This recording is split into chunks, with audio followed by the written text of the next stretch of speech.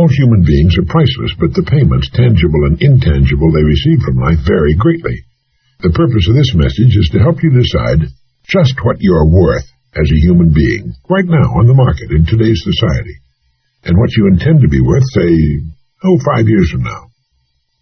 In the last analysis, every person is in reality in business for himself or herself, in that they're building their own lives, regardless of who happens to write their paycheck. So for the purpose of this particular message, I'd like you to think of yourself as a business. Let's say a corporation. You hold the office of president of this corporation, and that you're responsible for its success or failure. You and the members of your family are stockholders in your corporation, and it's your responsibility to see that the value of the stock increases in the years ahead.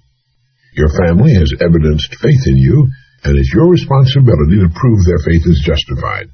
This is the job of any employed family member.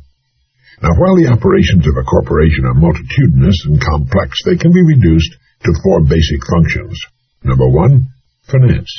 2, production. 3, sales. 4, research.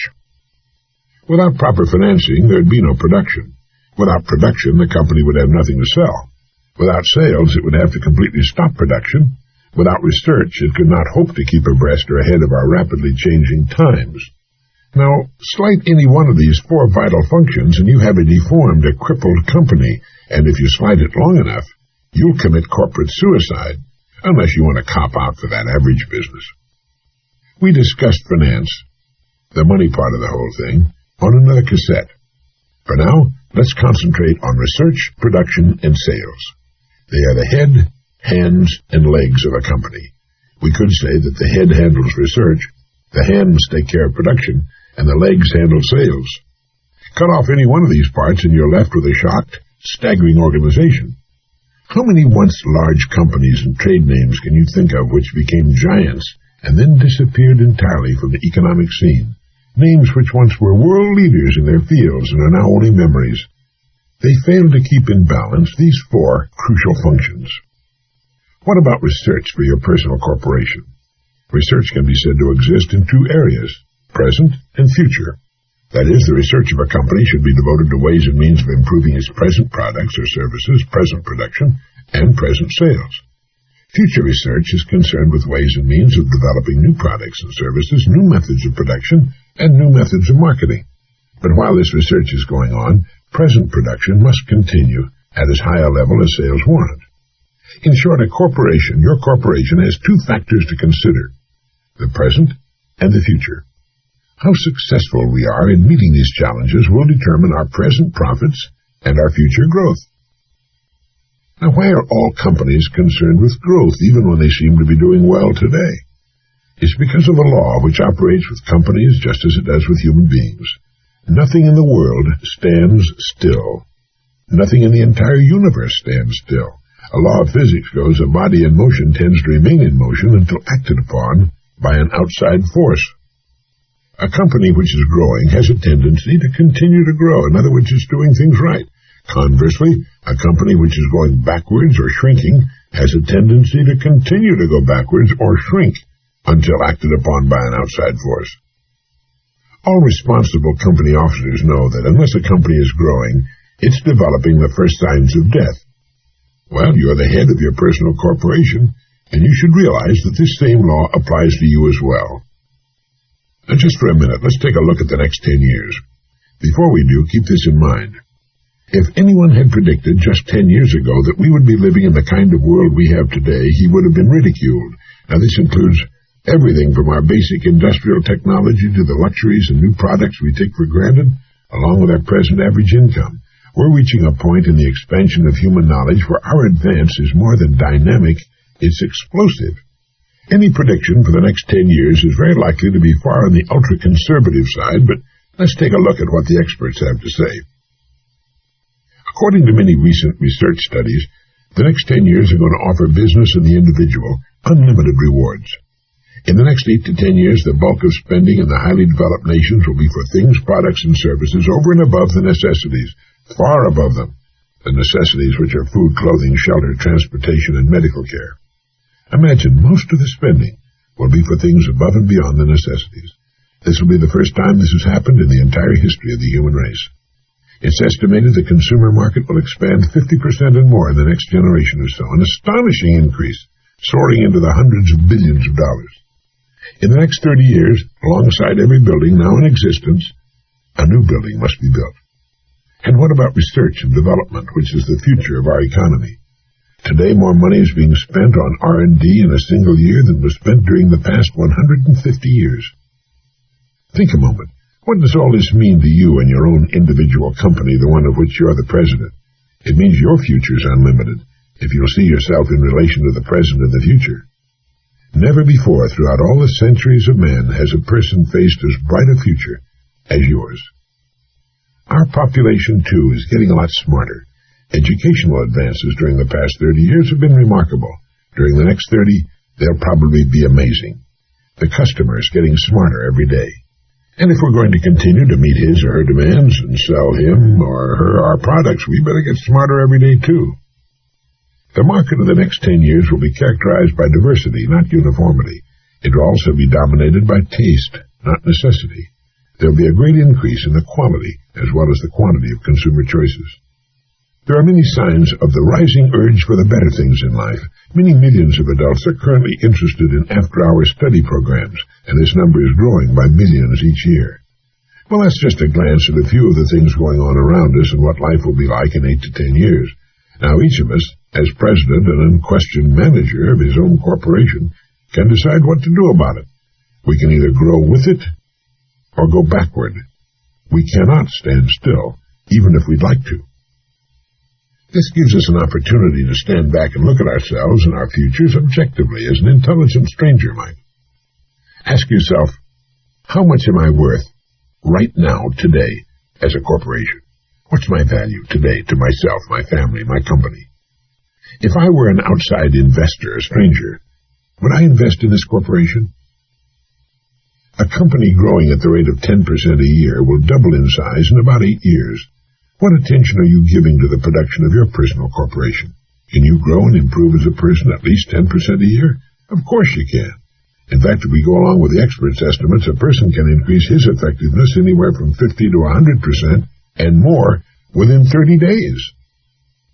Our files are filled with reports from people who exceeded their previous performance to an almost unbelievable extent. People in management and in production who multiplied their effectiveness many times. Students who moved from failing grades to straight A's in the dean's list. People in sales who found they could, through the proper management of their abilities, minds, and time, sell as much of their company's products in a single month as they had previously sold in an entire year. Think what that means. It means being 12 times as effective as a human being. And getting back to the law of cause and effect, it means putting out 12 times as much service, which must and will guarantee our receiving eventually 12 times the reward we formerly knew.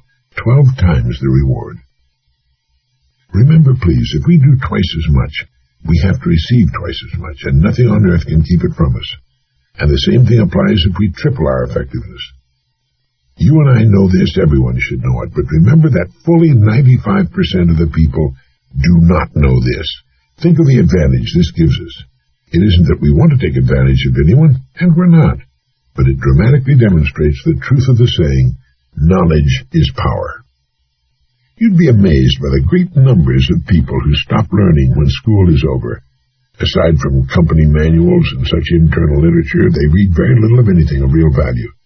The introduction to recorded learning, pioneered by this company, has made substantial gains and is growing rapidly, but as yet has only scratched the surface. An ongoing education is vital if we're to stay vital. There's so much to learn, and our school curriculum touched only a fraction of it. One of the most important subjects is getting along with people. We can only do things, we can only win through people, and that subject isn't taught at all in school. The great ideas we're talking about in this program are seldom taught in the home, and almost never in school. Go through our catalog of programs carefully, and one by one you can maintain an effective ongoing education program for many years to come. It's true. Knowledge is power. What's more, knowledge shows on our faces, and it's apparent in our speech. It helps us raise our children, get along better with our neighbors and fellow workers. Above all, perhaps, it's the greatest motivator in the world. As we learn, our horizons recede. We realize there's more to do and more time in which to do it. Old myths about getting out of action at age 65 disappear, and we realize that as long as we're learning and teaching and growing, it need never stop, and we become more effective with the passage of time.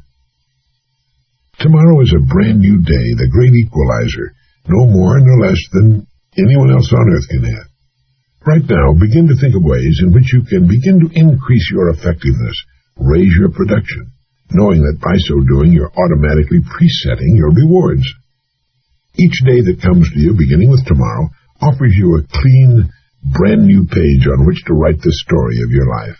Forget the past. It's gone. Don't concern yourself with the opportunities you may have missed in the past. This is true of everyone. But reach out and take each new day as it comes, and ask yourself, how can I best use this day? You know we're going to run out of them eventually.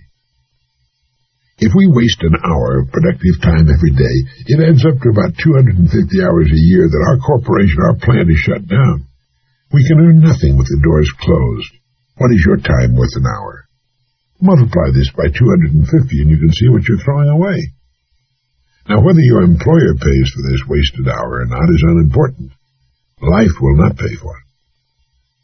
Learn to enjoy every minute of your life. Be happy now. Don't wait for something outside of yourself to make you happy in the future.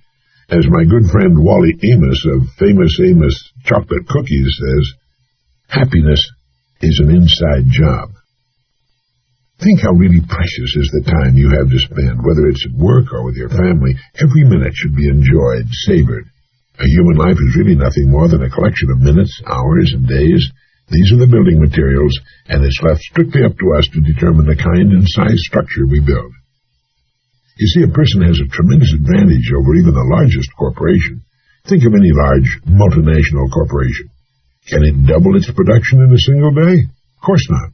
Can it double its sales in a single day? Of course not.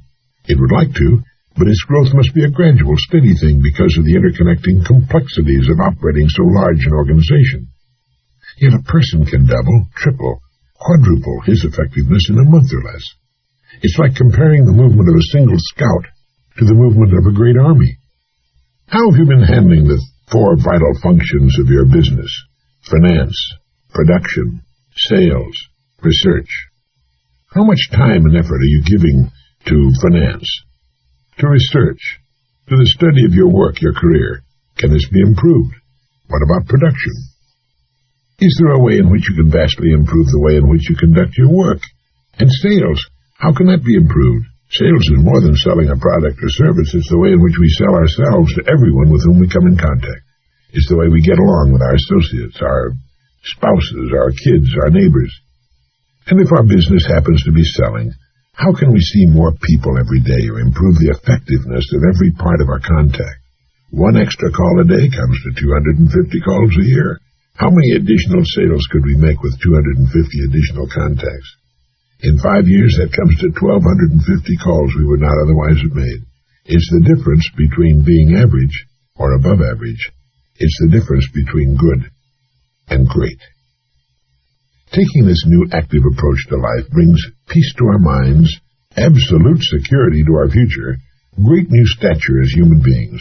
In this way, we can work toward reaching full maturity. With this attitude toward life, we need never for a moment concern ourselves with its outcome. It will begin to become successful tomorrow, and it will pour abundance upon us for the rest of our years.